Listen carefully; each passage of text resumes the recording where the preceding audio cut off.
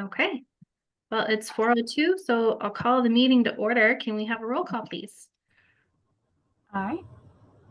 Casey Banks, Here. Megan Markle, Here. Samantha Cooley, Here. Randy Rickert, Here. Brady Fail, Here. and it looks like Judy Brown is absent.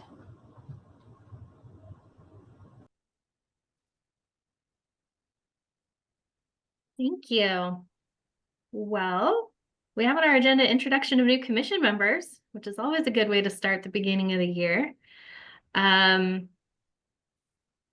new people, Braden for sure. We finally have a youth member, right? Is it youth or young adult? Huh? It's student. Student, okay. I Yeah, didn't know if that meant high school or college. I'm still in high school. Great.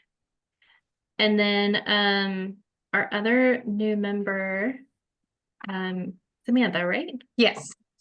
Welcome to you. Anything folks would like to ask or share to learn about each other a little bit? No, I'm just really excited to be here. So, I mean, you're welcome to ask any questions, but here to ask lots of questions myself. Well, welcome to both of you. It's fun. It's a fun group. I've been on it 1 year now, so. Awesome.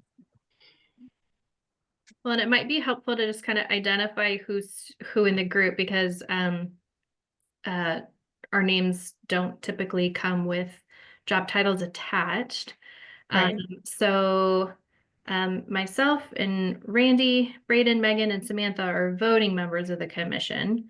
And then Leanne and Clay are staff. And I'm guessing the other tile is probably Faye. Yes. It is me, yes. Okay. Leanne, Clay, Faye, would you guys mind telling us your job titles? Because I don't always remember that either. So I'm the staff kind of point person. I'm the liaison for the Affordable Housing Commission. I'm one of the planners at the city. This is a focus area of mine. I'm very passionate about affordable housing, and I certainly appreciate this group as well. I think it's a very thoughtful, enthusiastic group. So, and we've gone through orientations with both Samantha and Brady, where Clay and I got to sit down, and Faye, and just kind of give them some introduction and background to the group. And we had really great interactions with them so far. And for everybody, my name's Clay, and I'm the planning manager for the community development department. Although I'm a short timer now, so my last day with the city is going to be on February 12th. I'm going to be going to work with the Chehalem Park and Rec District, which is very exciting, but it seems kind of a shame to leave the city. But I will say this commission is getting left in good hands. So you're going to have Leanne still as your primary liaison, and you may have Scott Siegel, depending on how the recruitment goes for my replacement. Could be Scott, it could be a new planning manager. It really just, we'll see how it shakes out on what you guys decide to do in the future. But Leanne is still your point person. And it looks like Faye just came on camera too, so I'll let her introduce herself. I'm Faye Bates. I am the liaison and emailer of the group and the runner of the Zoom. So, yep. So I'm just here as support for Leanne and Clay's replacement and all you guys. So if you guys have any issues or need anything, I'm here for you. Hi, Faye. Yeah. Are we ready for public comments? We don't often have any, but do we have any today? There is We no one do in not. the room. Okay. Then how about we review the meeting minutes from October 25, 2024. Oh, I do notice that our agenda says October 25, but the meeting minutes themselves say October 22. Are the meeting minutes correct? Was it October 22? Good question. Let me check.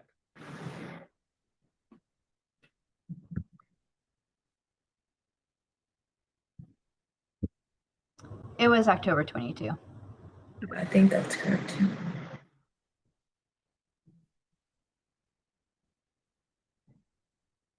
Well, those who were Yes. here for October 22, did you see any items that need to be corrected?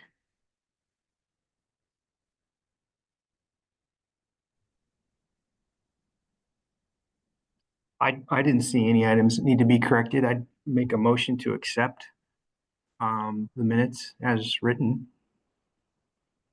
I wasn't sure if it was part of the minutes or if it was an attachment, but I did notice that it looks like there might be an incorrect date on the NOFA for the next meeting of this commission. Yeah, we discussed that in the last meeting. I think Okay. there was a typo on that. I and, think it says April 15th, and I think we have a different later April date. But I didn't know if that was part of the minutes or not, if that would need corrected through the minutes or if that's just a different correction. Yeah, well, probably I'll talk about that, the upcoming NOFA stuff. But Okay. I think there was a year typo previously that was corrected from last meeting. But this is an actual date, not the year change. It says April 15th, 2025 is the next meeting. And we usually, unless you guys are proposing a change to the date for the next consideration meeting, I think we all have as April 22nd as the next meeting date. Can you point us where you're reading that date at? Yeah, that is on page 8, I believe. No, not 8. Take that back. Page 5, page 5, where it says Affordable Housing Commission meeting, April 15th, 2025, with the Okay. deadline being on the 1st of April, 2025. Okay, I don't think page 5 is part of the official meeting minutes, is that right? Okay. So we can make that change if needed when we get there. Okay, Yeah, because perfect. it's not recorded. Just page 2 and 3 for the meeting minutes for now. I did hear a motion from Randy, was that you? It To was. accept? Great. Is there a second? I second that motion. Alrighty. If you approve the meeting minutes, please raise your hand. Any opposed, same sign. They are accepted. Can I kick this over to Leanne now? Looks like it's the vote for new chair and vice chair next. Yeah, you facilitated that for us last year, I believe. And I don't remember that. I thought you did. But yeah, I don't know, Clay. Did you do that last year? So usually it's a relatively informal thing. I don't know. I honestly don't recall off the top of my head. Many of the other commissions, they kind of go off of who's been on longest and kind of think of it as a rotation if people are willing to accept. Typically, the way that it works is you work through the chair position first, and then you work through the vice chair position. Those are the only 2 officers for this commission. So right now, Commissioner Banks is our chair. And so you guys can kind of discuss it amongst yourselves and if anyone is interested, and then it would just be someone making a motion to nominate someone else. Ideally, you give them a chance to say that they are willing to accept it, and then someone seconds it. And then you all can vote on it. And then you do the same thing over for the vice. So staff we're happy to help, but it's really a conversation amongst everyone here. If anyone's interested, Judy Brown is the vice chair from last year. Well, as returning members, Megan and Randy, do either of you have interest in serving as chair or vice chair? I don't have any interest in serving, no. I would be interested in serving as vice if Casey, you might be interested in repeating as chair, or if you would want to pass that on, we can have that discussion. Yeah, I certainly don't mind doing it. Larry Hampton did it at least 2 years in a row, and that's totally fine either way. I think that sounds reasonable, just based on the prior experience that you have. Learning Okay, the rule was not as scary as it wasn't as scary as you thought it might be. Yeah. Well, then I make a motion to nominate Casey Banks as chair for this coming year. I'll second that. I guess all in favor? Aye, yeah. I'll abstain from that one, Okay. and I'm willing to accept. Are you willing to accept? Yeah. Awesome. Motion carried. And I would love to nominate Megan for vice chair, if there's a second. I'll I'll second second. that as well. Yeah. Okay, all in favor, Megan for vice chair, hands. Any opposed? I'll abstain. Will you accept? Yes. All right, we're done. We're a very agreeable group. I like that. Megan. All right, who is sharing our status update for last year's construction excise tax fund award?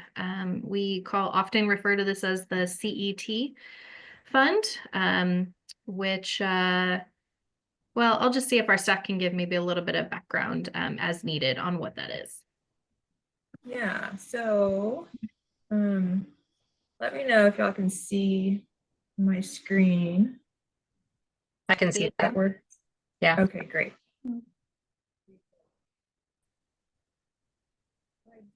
Presentation.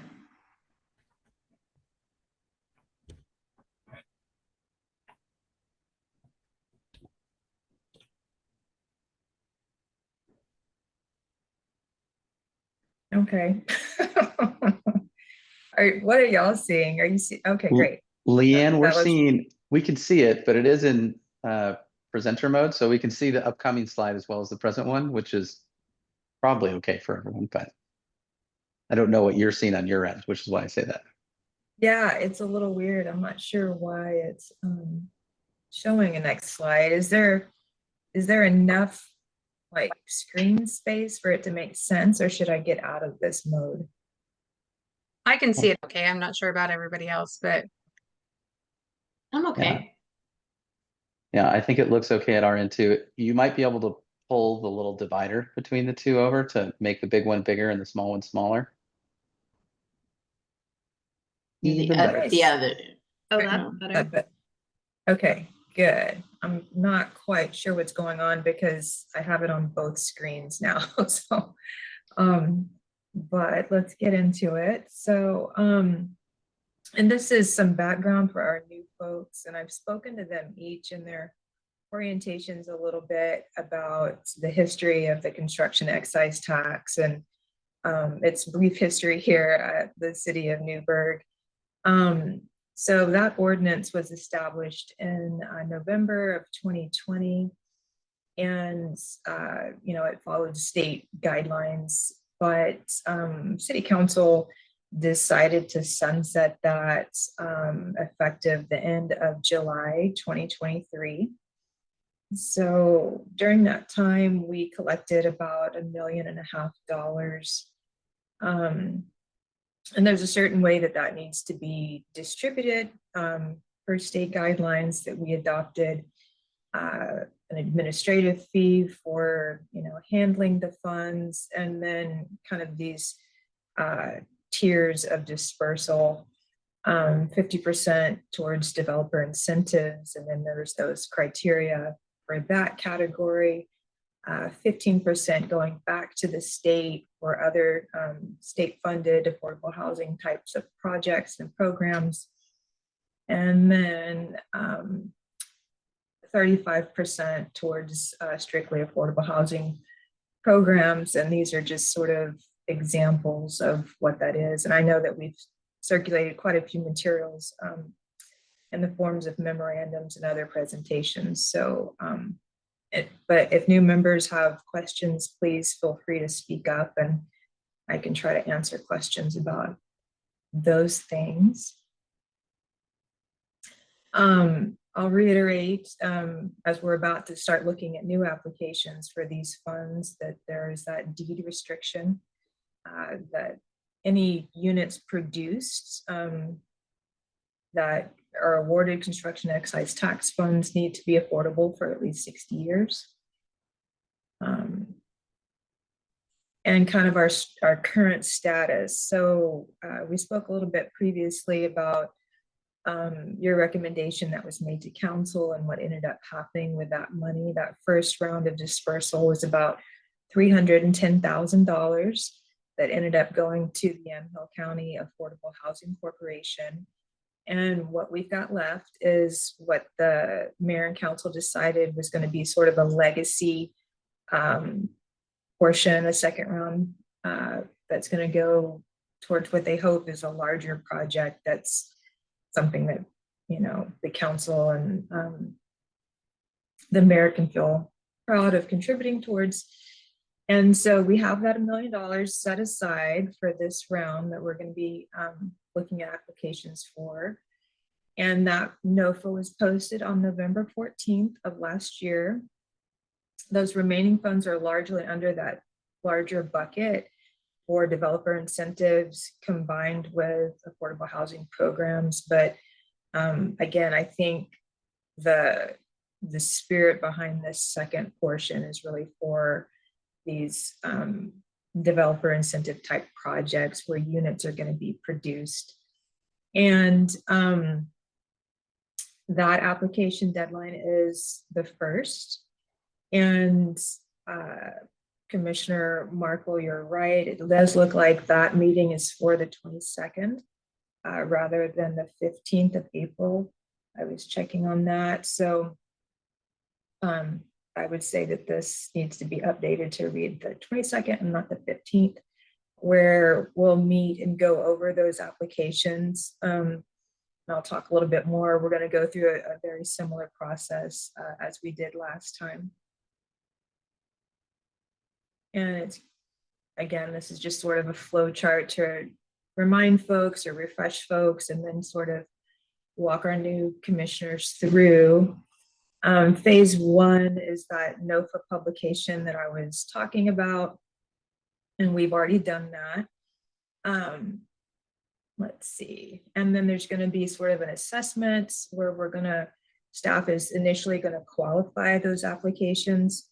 We're going to review applications and give an initial assessment, much like we did last time, and make notations about what each of those scores, you know, why staff assigned weights that we did. And then let's see.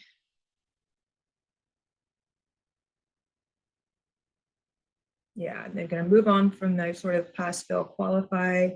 And then we're going to meet and talk about those as a group, and the Affordable Housing Commission is going to deliberate. And y'all will have also looked at the applications yourselves and assigned scores and then discuss amongst yourselves. And then the final phase is we're going to bring your official recommendations to council. And they have the opportunity to move forward with your recommendation or make modifications to your recommendations or to not follow your recommendations as council has the prerogative to do.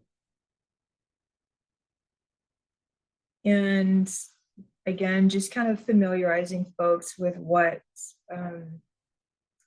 that's going to look like. You know, we're going to be looking at attachment A and reading through all of the minimum threshold criteria and comparing that to the applications that we receive and assigning points. And then the applicants are also kind of towards the left-hand side of the screen. they're going to need to describe in essay form, what the question is asking and provide any supporting documentation. And that can look differently depending on what the project is, but we're going to expect to see breakdowns of, their financial needs and supporting graphics and the like.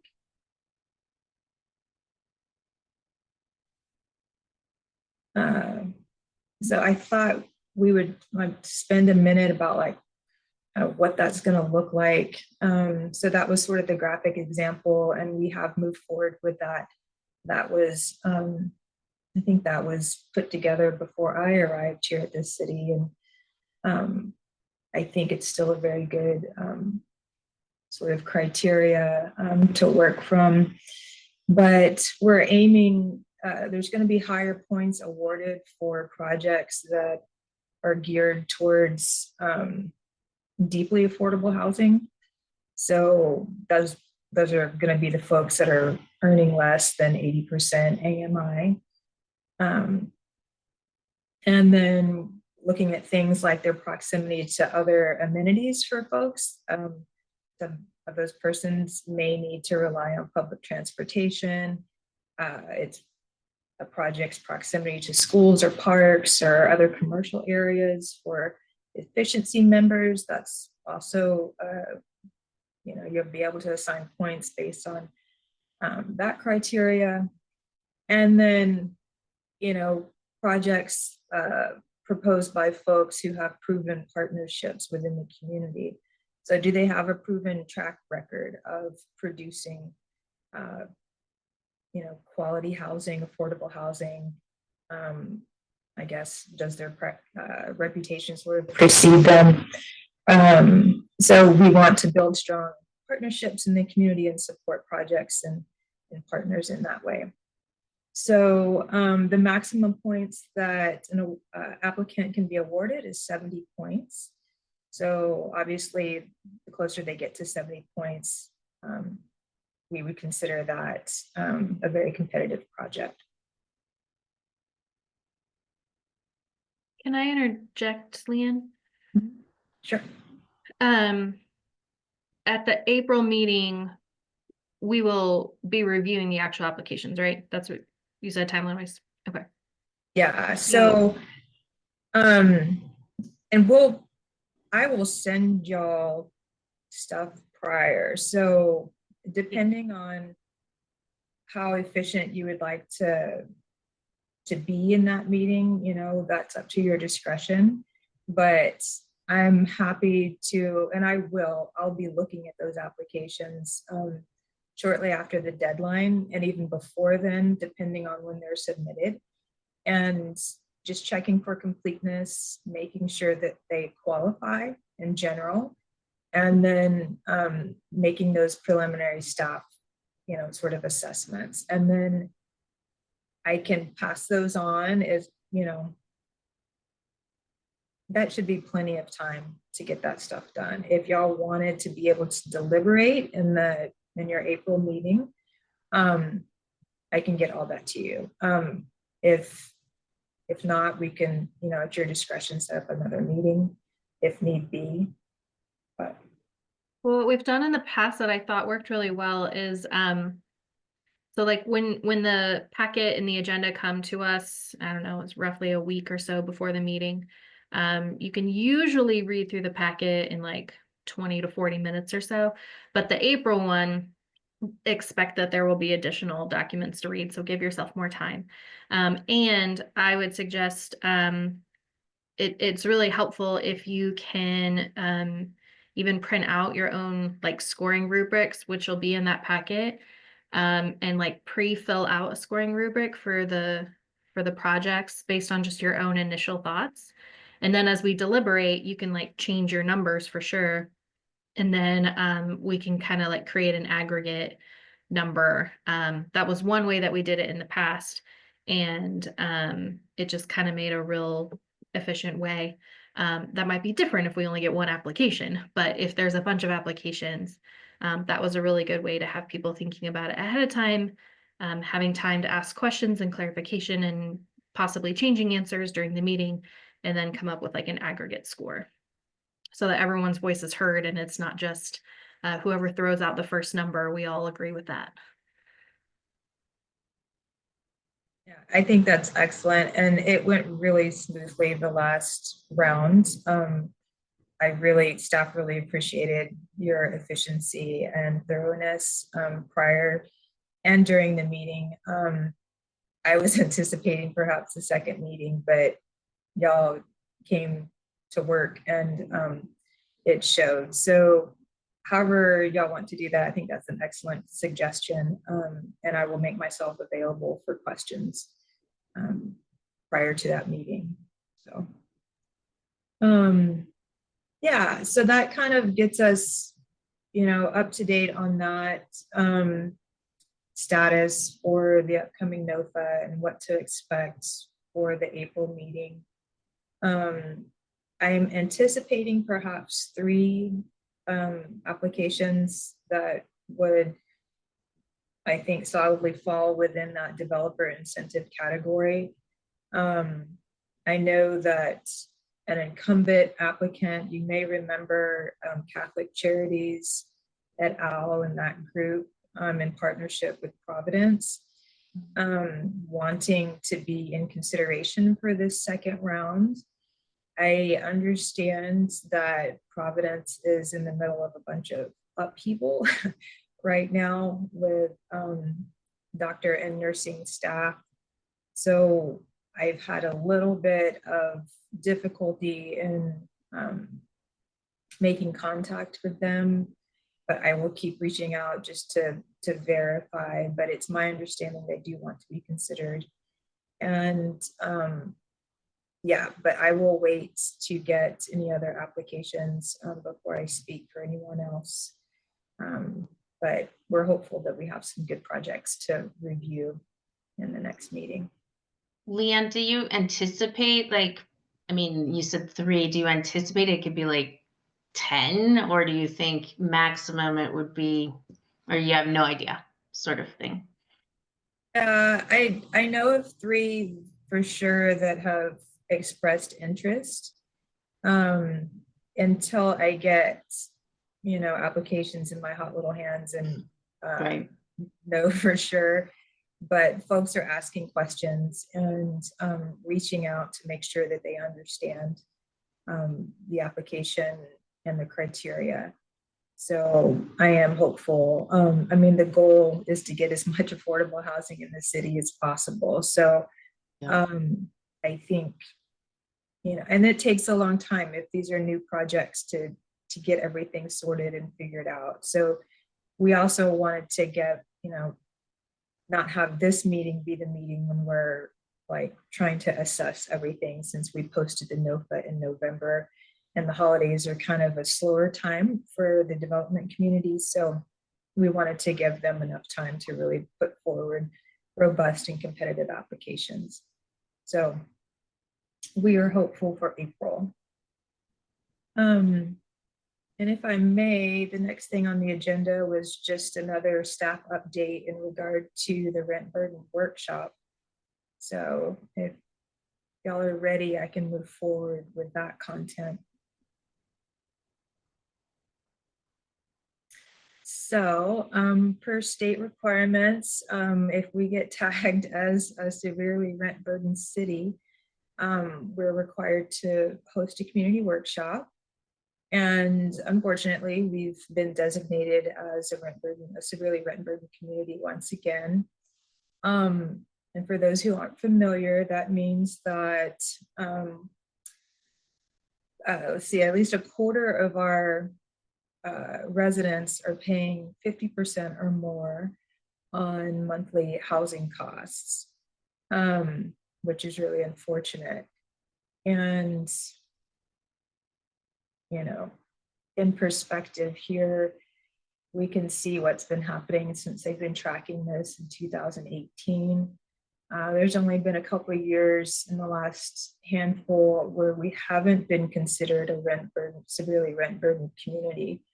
And we are one of many in the state.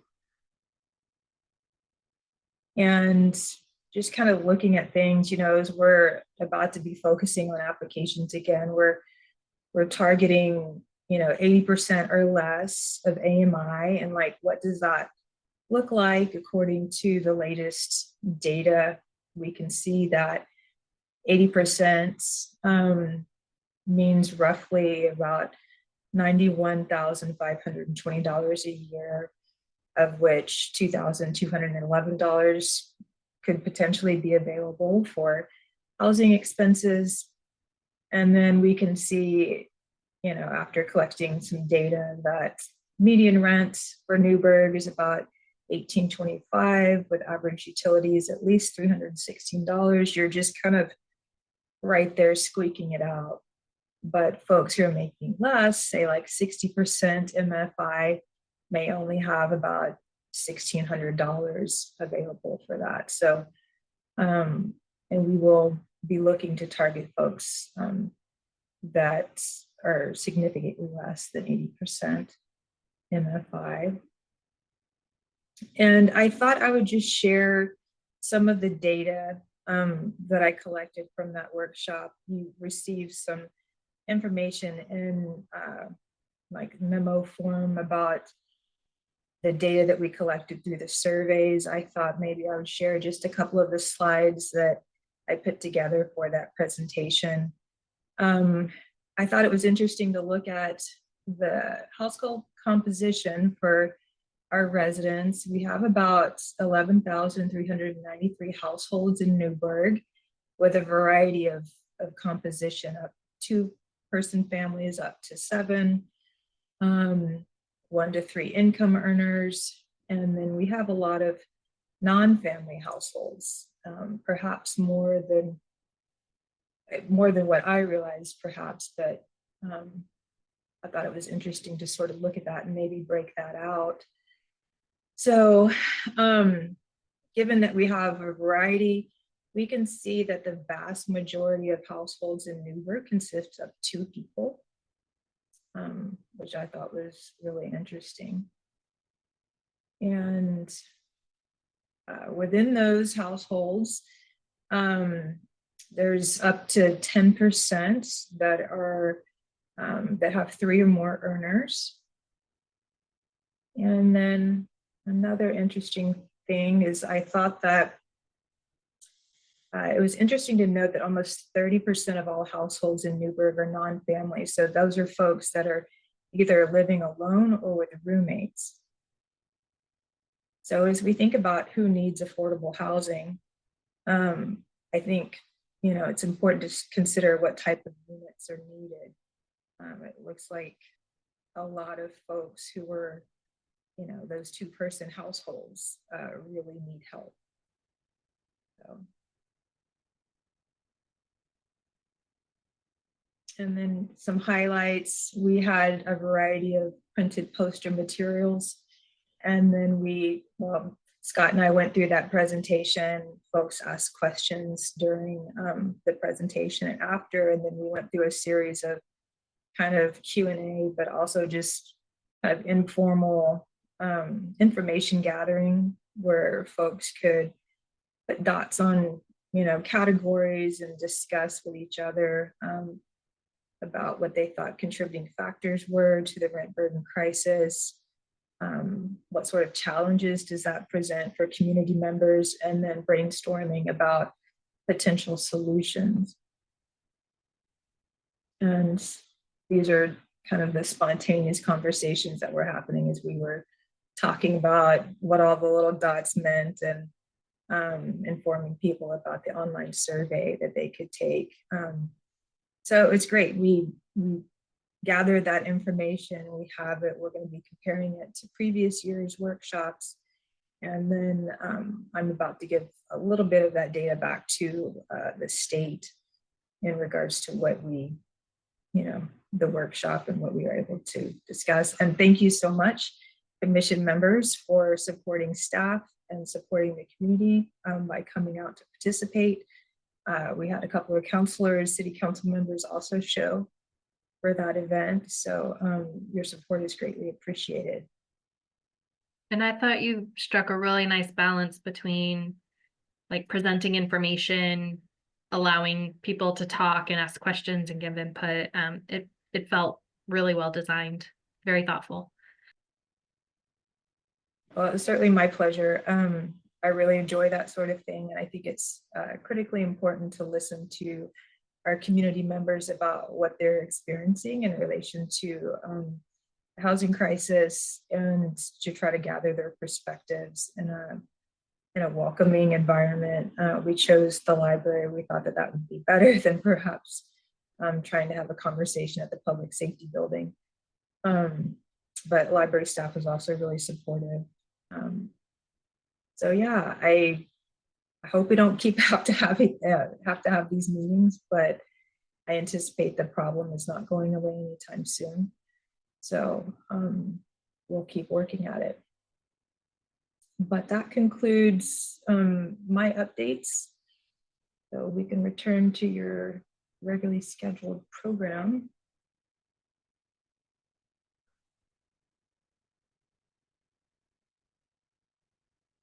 Moving on, number 10.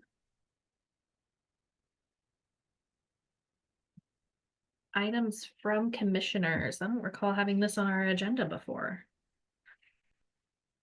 Is this a new thing? You know, I- that's a good question. I can answer that.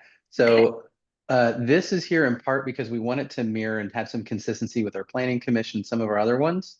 So the same way that we're trying to make space for staff to do updates, and maybe we get there and staff really doesn't have a whole lot to add, but there's space on the agenda for it.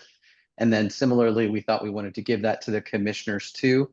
If there are things that they've worked on, things that they wanted to share that they felt didn't fit elsewhere, then we want to make sure we have that. So Faye was asked to add these for all of our active commissions that we have so that there's parity between the Planning Commission, Affordable Housing Commission, Historic Preservation Commission, and some of the others that we do. Fantastic. I think that's very thoughtful. Thank you. Yeah. You're not required to have things here, just space. But So, I have no a thing. pressure. I have a thing, and I think this probably combines something that was it Randy? Someone when we were getting reappointed expressed a desire to like occasionally meet more frequently if needed. Was that your comment, Randy? It Yeah. was, yeah. Which I also have felt in the past, and I was wondering, would it be feasible sometime before our April meeting, could we have like a non-official time to gather where we look at the materials that have come in from the grant applications? And if we feel like something is missing from their application, like if we want more information, then there's time for them to send it before our April deliberations. We've had issues in the past where it's like, oh, I want additional questions answered, but we weren't able to get those answers before we had to make a decision. Would there be any logistical possibility to previewing those materials before? So is this prior to the deadline? Is that what you're asking for? Is prior to the deadline? That way they're meeting the deadline requirements and questions?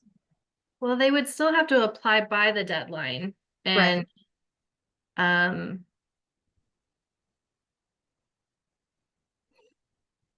groups might not apply until the deadline. Do you mind if I jump in with Please do. from a staff side? So the window is relatively tight given publication. So we usually publish things 1 week in advance so that your commission gets the packet.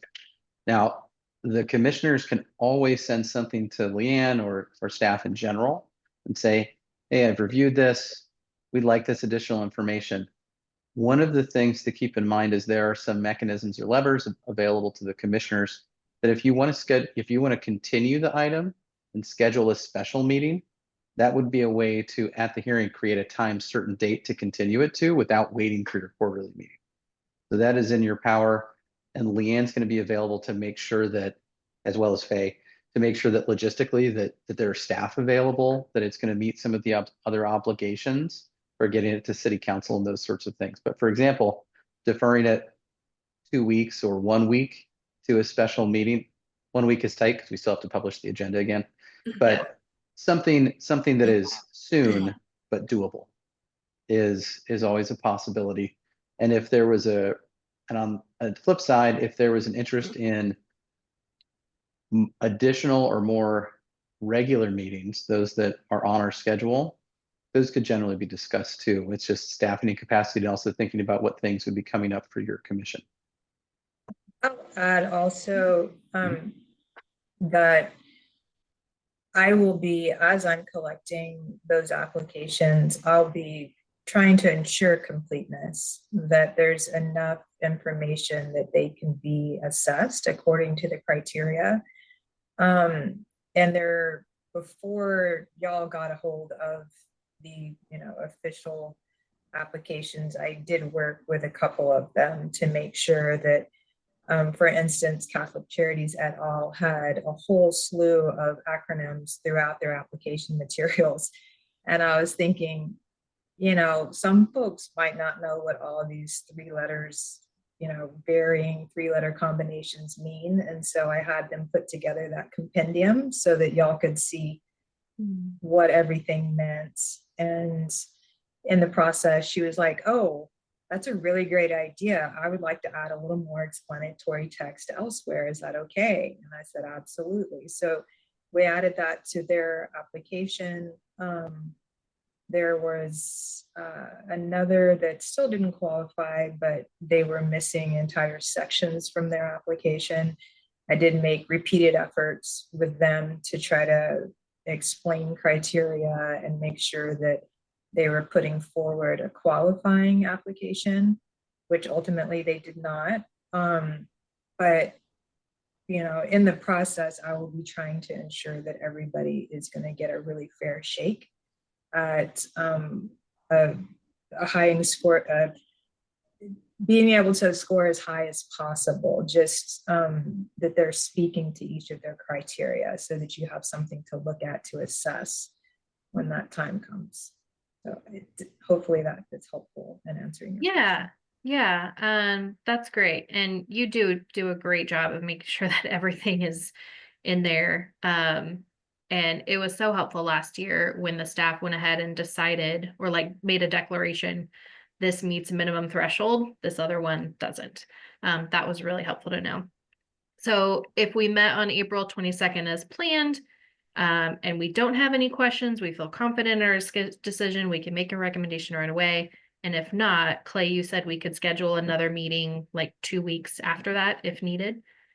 Yeah, I wouldn't recommend going any tighter than 2 weeks. Like I said, the 1 week publishing deadline is tight, but I mean, we can do it if for some reason, as near as 10 days is doable, but 2 weeks is usually fine if it works for everyone's schedules. A lot of times, if it's something that you all haven't planned for, it's your schedules that are really the challenge. So if you start talking about that, be prepared to look at your own calendar, and staff will look at theirs to make sure their availability is present too. Since you all meet virtually, the location tends not to be as much of an issue as it otherwise might be.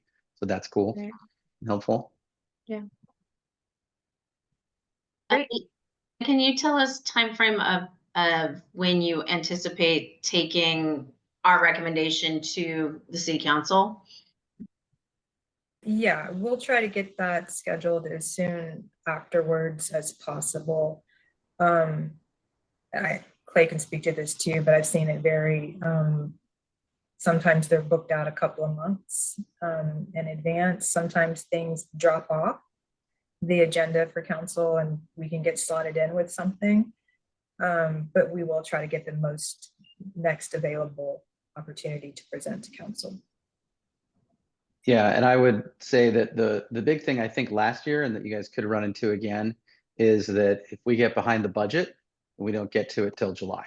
So the Right. budget, they'll start having budget meetings, but if it can get to the city council by, lightning fast, the first city council meeting in May, which would be lightning fast, or more likely the second one in May might be doable. But either of those two, the ones in June, you're in danger zone for conflict with the budget. So they might not want something quite so weighty. And I could also see, when I think about the recorder and the city manager talking to city council about issues, they're already thinking about the budget and now they want them to think about $1 million award. That might seem like a lot all at the same time of talking about money. So not that they would stop us cold, but they would also want us not to create things that can be challenging or confusing for those making decisions. Yeah, no, that makes sense. There. And do we anticipate, Leon, that this is the full amount and this will be this is the end of the CET funding? This will be. Yeah. So we are trying to extinguish the funds with this second round. And we are thankfully working more closely with finance in terms of, because there's rolling interest, you know, the longer the remaining funds sit in that account, we are accruing interest. So whatever change has accumulated, if it's in excess of that $1 million, which it'll be a little bit, and we're going to try to extinguish those funds. So we've been working to try to make sure that we have an accurate assessment of what that 4% is for administrative costs, that 15% that's going back to the state, and then whatever's remaining, which would be at least $1 million. But it's probably going to be a little bit of change in excess is going to go towards whoever, and it could be, right, it could be multiple awardees, but that is for y'all to make the recommendation how you slice that, or you know, how many applicants we get, how many are high scoring, etc. But that is the intention. The NOFA said grants up to 1 million. Is that a loose thing then? It's going to be at least, that's my understanding, $1 million. We haven't had any discussions with finance that indicate it's going to be less. But we're looking at how, yeah. Okay.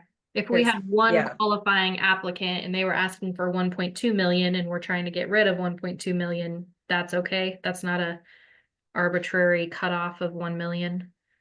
I will, No. Or to an let me just individual. chime in. We don't have 1.2 million. Yeah, we've been trying to be as accurate as possible and track it as accurately as possible. So we're really close on that, but that was the latest discussion that we've had with finance, is just making sure that we're all tracking as accurately as possible on the interest that's accrued. That's really the only variable at this point. We're past all the refunds and all that stuff that we went through previously. So yeah. In the past, just for our new commissioners, when we had a number, like a dollar amount to disperse, but the number could change because of interest and because of, like, we have to pay our staff to administrate it. One of the ways we got around that was, instead of recommending a dollar amount, we recommended a percentage of the funds available. We recommend 75% goes here, 25% goes there. And then they do the calculation, whatever their date is, to get the exact dollar amount. And is that something that we can do again this time to have a more accurate, we don't have an exact dollar amount, but to divide that percentage? So Yeah. So go ahead, Leanne. I was just, yeah. So take last round NOFA, for instance, with the CET, you had 2 awardees, right? And the commission decided to give X number of dollars, and then whatever was left over to the second awardee. Y'all could certainly do a dollar amount, or you could do a percentage, depending on, you know, who you feel presents the most robust application, or Right. where you feel, you know, the need is best met. That's certainly within your realm to recommend to the city council. Okay, thank you. And adding to what Leanne said, one of the things that she and I have talked about recently is you might give some consideration as you're looking for the applications is, what is the goal and what is doing good mean to you, and be prepared to discuss that amongst yourselves and figure out how to wrap up wherever this body lands and share that with the city council, so they not only understand what your recommendation is, but why you've made it. Because that's one of the things is that when Leanne and I have discussed this, the city council is spread between all sorts of different priorities, and some are big, urgent, long-term priorities, and some are things that are on fire and people are demanding answers for, and they don't necessarily have the luxury of being able to focus on a single issue. And so it can really be valuable to get that sort of input from a body that does get to focus on those. Even if they decide to go somewhere else, knowing both the what and the why could be helpful for them in their decision making. So whether it's however you think about it, what the most good is and what that means coming to your next meeting as you review those applications and figuring out your recommendation, why you're making it amongst yourselves, could be valuable. Yeah, definitely. Our commission has talked about whys in the past in order to get to the what we're recommending. I don't know if we've ever really intentionally like told the staff, here's our recommendation, and here's also the why that we would like you to pass on to council. That would be a great thing to do, to be more intentional about adding the why to our recommendation. It's a more complicated motion to make when you're trying to get it to staff, but it can be worthwhile. I know our planning commission did something like that when they made kind of their recommendation to city council related to short-term rental regulations. It took them substantially longer to get there, but I think that it was more helpful for the discussion purposes when it went to council later, so they really understood where they were coming from. Because I think prior to that, they had received some input from them, but not really understood what they were dealing with and the kind of granular nature of why they were doing it. Right. I think I definitely think it's important for us to do that, to do the why, especially given that we probably never will have this amount of money again. This is a large amount of money for the city to be able to really make a difference. And I think that, I think we should. It's a great idea. Thank you. Yeah, I'm happy to convey that to council when I bring it forward. This calendar year, so 2025, are we only dealing with this CET fund, or are we also doing the Affordable Housing Trust Fund this year? Yes, so we haven't looked at that as closely. We will be looking at that. Clay and I haven't had very recent conversations about that. We need to ascertain how much money is still available for those types of grants and loans. We have, I think, time sensitive and non-time sensitive, and grants and loans, a handful of about 5 or 6 different types. And we need to get more information about what the status, how much money is available for each of those to bring forward to the Affordable Housing Commission. So.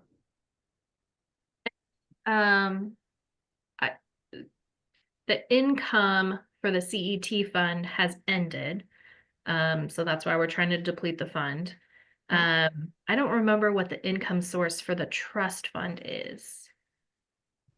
Do we have any role to play in like helping to increase the income for that, or is that outside this commission scope? Clay, do you want to fill that one? Yeah, staff has gotten no information about that.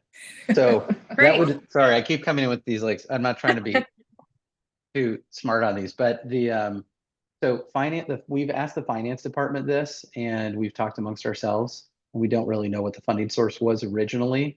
It seems like it was a one-time something that came in and has gradually been getting spent down in these cycles. And it also seems like that the limitations on the time-sensitive available grants, that those have been limited enough that you kind of deploy these chunks of funding at times, and it's given more years to do that over. But based on the amount that tentatively appears to be available through the budgeting procedure that we're going through right now, it's likely that there may only be one cycle left. it would be something that the city could ask themselves as we approach that. Maybe it's a good time to start saying, where did this funding come from? Is there something, another mechanism there in the future? It Right. seems like from a few of the breadcrumbs that were shared with us that some of the work that may have been done in the past could have occurred in coordination with the COG. So we could always reach out to the Mid-Willamette Valley COG and ask if they have any records associated with, you know, the initial year or years following the creation of the Affordable Housing Commission, because it seems like it was created in part to implement the Newburgh Affordable Housing Trust Fund when it was created. Yeah. And so in theory, right, if Mhm. what I'm hearing is that there might be 1 or 2 more cycles left of affordable housing trust funds disbursements in Mhm. some small amount or smaller amount, would that mean that there would then be no more affordable housing commission? No reason, no purpose for this commission to continue to meet in. There would be no grant related funds to expend, so that purpose would be expended, literally. But but one of the things that I have mentioned, and I don't know if it falls well within the bylaws for this, is that we do have some housing work that's going to be coming up that would be fairly large work. It would be good to get input from the Affordable Housing Commission on, related to a housing capacity analysis and a housing production strategy, which Leanne, is that tentatively we've talked about for 27 and 28? Does that sound right?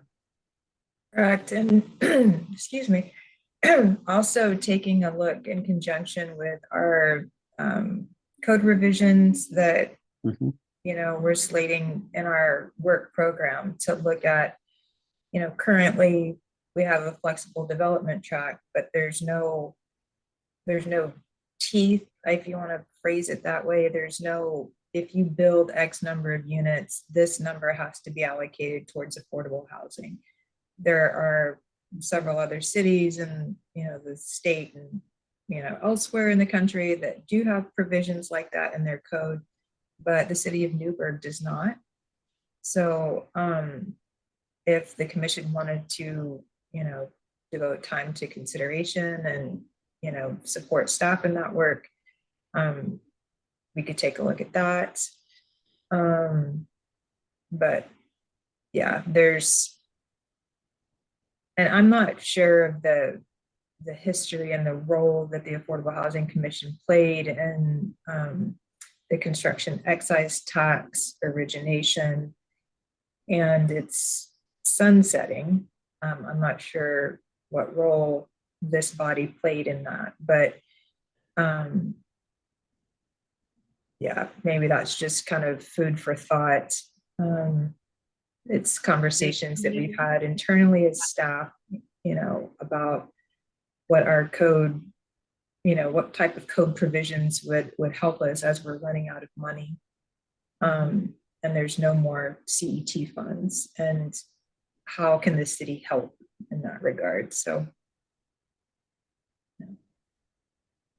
the way that I understand what you just said is that the funding that the CET funding that we will reviewing and making recommendations on in April, is the only current avenue for the city of Newburgh to require affordable housing units for funding. Like you said, outside of, I mean, because they will have to have so many, or you know, they will have to abide by making sure the 60-year deed, et cetera, for affordable units in some way, shape, or form, if it's through incentives. But outside of that, there's nothing going forward with the city in terms of those requirements currently on statute or in law. right, that's been the only thing that's been codified. Yeah. There's, like I mentioned, the flexible development track, but there's no shall, there's no have to. It's up to the developer's discretion. And, you know, my experience has shown me that most developers, unless there is a shall or a have to, they're not going to, because they get a higher profit on market rate units. So that's just kind of the nature of that Right. industry, right? So So odds are we'll see those percentages go much higher again than given the new developments that are currently underway within the city for the larger housing units and et cetera. Like just number wise, it's going to be much more unaffordable. fortunately, that's correct. I mean, there is some, the data suggests that as there is more housing in general, rates for older units, should start to fall and therefore approach affordability. But given that our community has been designated as a severely rent burdened city, once again, it's going to take something in my professional opinion that's more significant to make affordable units available. And I would suggest that the best way to do that is to codify something, but of course that requires consensus among elected officials. So staff can support those efforts if given directive to do so, but that remains to be seen.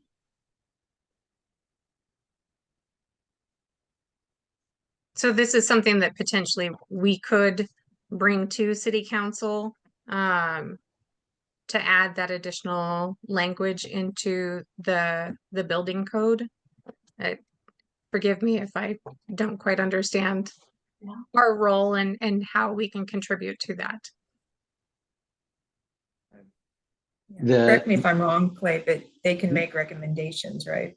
Yep, that was exactly what I was going to say. Is this is an advisory body to the city council. So if you want to make a recommendation that they do something, that they add something to perhaps to their goals and objectives, or to the planning division's work plan, for example, because we do have a work plan, then you can do those sorts of things. One of the things that might be productive for this group is on the affordable housing webpage that we have on our website. If you can treasure hunt your way to it, the would be the resolution that you currently operate under that includes your bylaws. So reading through that, and if you kind of project backwards through time, you get a bit of a glimpse on what it was created for and what the purpose was. But I think there's more than one way for this body to contribute. And so like Leanne was saying, the limitations associated with the regulations that we have on the books right now, and then kind of what I was saying, some of the policy work that we're going to be doing in the future, having a body that's been involved and around and exposed to affordable housing projects would also be valuable from a policy standpoint. So there are probably multiple ways that this body can continue to be valuable. Yeah. It'd be nice if we could find a place to get some revenue for affordable housing as well. Right. But I just don't know what that is right now. Yeah. And if we would like to create new work that's not like already coming to us, do we have to first recommend to city council to direct staff to do some investigation on it? Like, are you guys free to do new? I didn't think you guys were free to work on things that you haven't been directed to work on. You can't give us work. That's not how it works. Not in the work plan. Yeah. But are you allowed to do stuff on your own initiatives, or does the council have to direct like what topics you focus on next? Our work is supposed to come from the city council, and it should ideally be part of the planning division's work plan. We do more and work beyond our work plan, but we shouldn't be going off and just doing whatever we think is generally a good idea. We do need to align with the city council. So ideally, if this commission has an idea of work they would like to see the staff do, you work together to create a recommendation, and then as a body, we'd vote on that, generally agree, get that consensus, and then share that with the city council. Okay. And basically you're asking them to assign staff to do work. Right. Yeah. That's what I was thinking. But Clay's like, I'm a short timer. I'm out of here. I know. Go ahead. It's true. I'm Load like, it well, up. yeah, you can assign Leanne all the work that you want. So, and I don't think there's anything wrong with that. They do have, they're looking at all the departments and they're thinking of all the just different priorities. And so one of the things that I heard a former counselor bring up, mostly in reference to the planning commission, was if you're going to make a recommendation, be sure to tell the city council what problems you're fixing through this recommendation and why it's important, because they're going to have to consider it through that lens of all these other competing priorities. And they want to make, and if it's not a priority for them right now, what makes your priority their priority? And that would be, again, one of the things I would think about, that if you're drafting that, like what's a compelling reason to why this is a better use of Leanne's time than a different use of her time, for example. And not Certainly. necessarily just Leanne, but other resources. But she's a good representative of, when we talk about staff doing work, it's someone's time. They have only so many hours in their day. Right. Okay. No, that makes sense. And with other boards that I've sat on, it's dollars and cents, right? We need to explain the time versus reward, and where that money is being allocated, if it's benefiting the city overall. And if you want to have a look at some of the things that the planning division is currently assigned to do, we have the 2024 work plan is currently on our website, and the new one should be going up there pretty shortly. We just took it to city council at the last meeting. So those might give you an example of the things we are working on.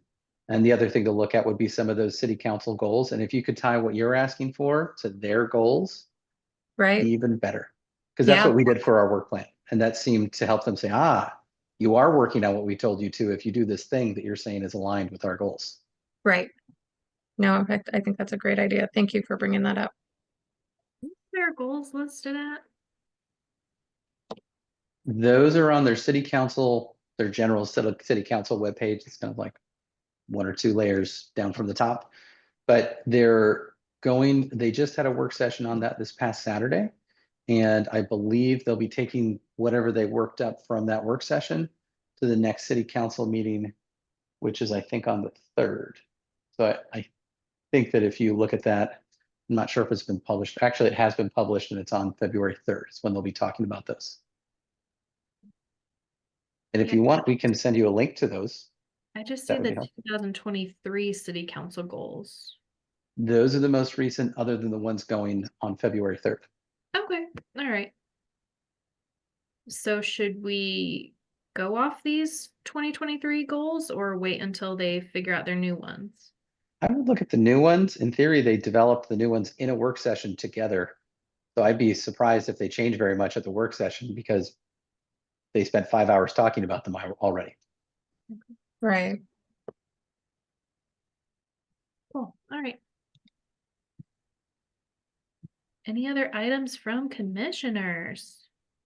I just have one question, a historical question. Have other commissions ever, have there been joint commissions that have worked together sometimes, like, so short-term rental commission or and affordable housing, have they ever met before in the past over anything? So your planning division staff turned over almost 3 times in the last 8 years. So I don't know in the deep history of Newburgh exactly what happened. I would be shocked if they hadn't worked together some. For example, Traffic Safety Commission and Planning Commission, I could definitely see Planning Commission and Affordable Housing Commission working together on certain issues. Frankly, I think it would be a great thing if we're doing housing policy work to have called in both the Affordable Housing Commission and the Planning Commission together. And from a staff perspective, having a joint meeting is complicated, but worth the time because of all the noticing that's required. If you can get bodies together simultaneously, you get good feedback, and ideally you facilitate the meeting in a way that the input does not conflict. So you get them all to hash it out in that one, and that can be really productive too. So yes, it can happen. And for example, for the short-term rental project that we're doing now, we started a kickoff meeting that included both the Planning Commission and the City Council meeting and the city councilors, specifically so they wouldn't conflict.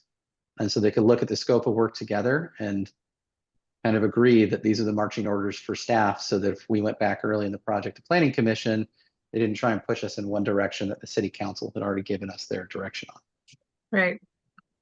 Most recently, I don't know what the Affordable Housing Commission has done, although if you went and looked at some things like the multifamily code audit or some of the middle housing or some of the housing work plan items that came up, they had a housing production strategy that was not adopted but accepted, which is administratively different than That may have included input from the Affordable Housing Commission, but I was just getting here when they were doing that, so I'm not exactly sure what was involved prior to my arrival. And that was shortly before Leanne arrived on the scene too.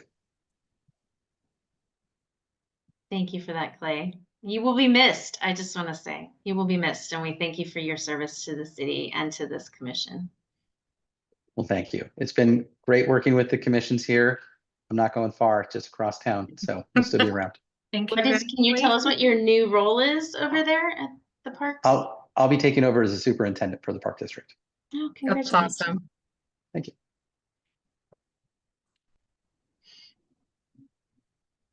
All right, anything else? I don't have anything else. Next meeting's April 22nd, right? That's the correct date, April 22nd, same time, 4 o'clock, Zoom link. Come prepared. It'll probably be. It might be a long meeting. Yeah, Right. Might not. we'll but- see. We'll see. Just do your homework before. Give yourself plenty of time to read through the packet. Yeah. Okay. Braden, any questions? Anything you want to say? No, I've not mostly just been listening along. I mean, I think I'm getting most of it, like what's going on. So Thank you for being a part of it. Thank you for giving back to the community. Yeah. of course. It's a plethora of information that's being thrown your way, but it will long-term apply to you more than all of us, Yeah. really. That's one of the reasons I joined. It's because I knew it would help in the future. Yeah. And our, Wonderful. we only meet 4 times a year. Our work tends to be somewhat cyclical. So, first 4 meetings, your first year is kind of like deer in headlights, what's going on? And then year 2, you're like, all right, I know what this groove is now. Yeah. So, all right. Anyone want a motion to adjourn? I'll motion to Do adjourn. do I just declare we're adjourned? I always forget what. Usually the chair just states we're adjourned, and if there's a gavel involved, I tap it on something. We're done. We're done. Fantastic. Thank you, Thanks all. everyone. Thank you. Have a great day. Have a great night. Bye-bye. Bye. Bye.